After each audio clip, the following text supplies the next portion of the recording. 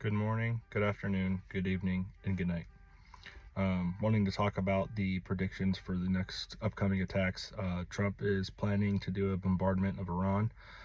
Israel's news networks are already beginning to talk about war is going to resume in the next couple days, and just what this looks like for Americans in the globe. Um, Again, I believe I used the analogy in a couple videos ago back in regards to the oil. So imagine the power's out, there's no more water running into your home, say for guaranteed the next 5 years, whatever it might be. But before you did that, before you found that out, you already filled up your bathtub with water. And you need to use the water in your bathtub to be able to flush your toilet. So that way, whenever you go to the bathroom, you can flush it, take a bucket, put it in the toilet, flush it. It'll still work, but there's no water that's going to be fulfilling the toilet. You can do that for, say, a week if you go to the bathroom a lot, or you can do it for 7, 8 months, 10 months to a year if you go to the bathroom a lot, or you don't go to the bathroom a lot. But once that water's out of that bathtub, you have nothing to fill it up. And that's exactly where we're going to be at. And we're currently at right now. There's no oil on any ships coming this way. There's nothing in reserves. Again, airlines are shutting down. And this is all just so that way this little clique of people, this cabal of people, can have their ethno-state in the Middle East, just like the Nazis were trying to get in Germany, right? These people don't have our best interests at heart. If they did, then they wouldn't be subverting the tax dollars of Americans every single year. I believe it's like $5.70 that every Israeli gets per day from American tax dollars. So per day, they're making $5.70 some odd cents off of every single one of us from our taxes, while they get free health care. We pay for the majority of their subsidized housing. And a lot of that money that we end up sending to them gets turned back into our government's pockets for politician bribes and stuff like that as well, too.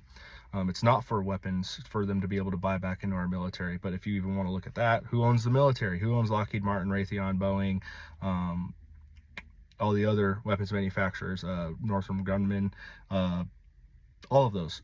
It's the same people. So they're just basically just being capitalists, and they're putting money back into their own pockets, which is exactly what Hitler was trying to get rid of in World War II, prior to World War II starting. Was trying to get all of the capitalists out of the country because they were robbing the German people blind. There was at one point where people were having to go and get suitcases full of money and having to run from the bank to the market because they couldn't afford the food, because the time that it took them to get to the bank to the market, the food prices went up. So that's where we're headed right now. I don't think everybody remembers, I'm sure everybody does remember, the $20 egg cartons that we were seeing 2 or 3 years ago. That's going to come back. Ukraine, the breadbasket of America, or breadbasket of the world, we don't have bread globally. Prices for bread have gone up already too.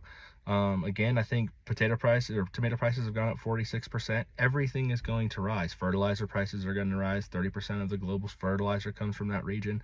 This is going to basically put us back and kill hundreds of millions of people globally. My prediction, at least.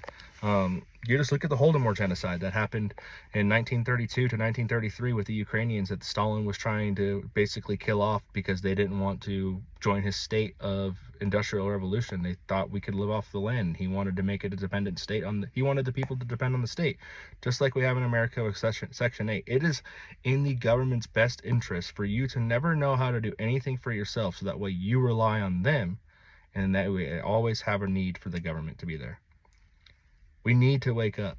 People need to start being able to be more self-sufficient. Go and learn how to grow crops. Go learn how to make something with your hands. Be a plumber. Offer a service. Americans have consumed everything, and we have nothing to show for it. Look at our country. We can't even drive down city streets that we've driven on for 40 years, and the potholes are still there in the same spots, and they haven't done anything. They go and repave the road, and the pothole pops right back up in the same spot 10 years later. Why aren't we fixing the ground then? It's not just, you can't stick lipstick on a pig and expect it to be still oink right?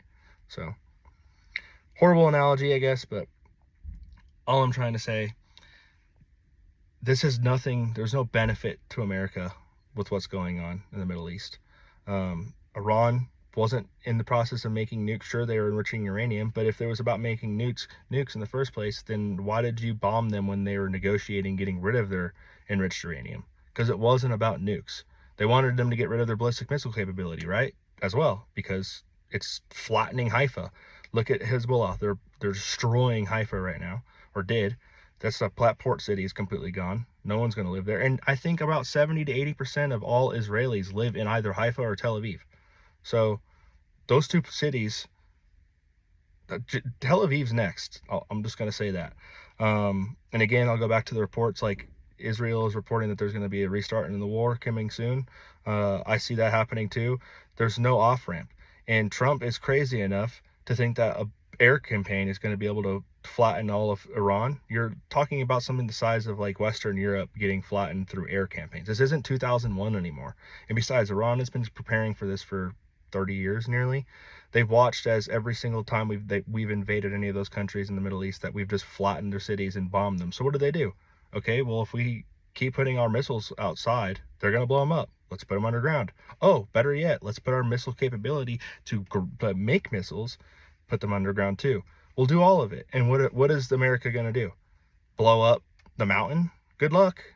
We already saw how that went with the whole Fordo bombing when they took 3 bombs and did practically nothing with it. And all they did was just they told them, hey, we're going to be coming at this time on this day, and we're going to be using this weaponry. Obviously, any smart person would just say, okay, we'll just move our shit, which is what they did.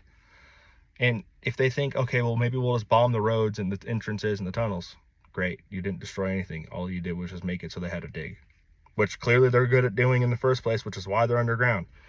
Yeah, I wanted to touch base on that. If anybody wants me to cover more of the war, let me know. Please in the comments, like, subscribe. Free Palestine, end all aid to Israel, boycott Israel, and America only. Thomas Massey for president 2028. Let's get this, baby. Let's go.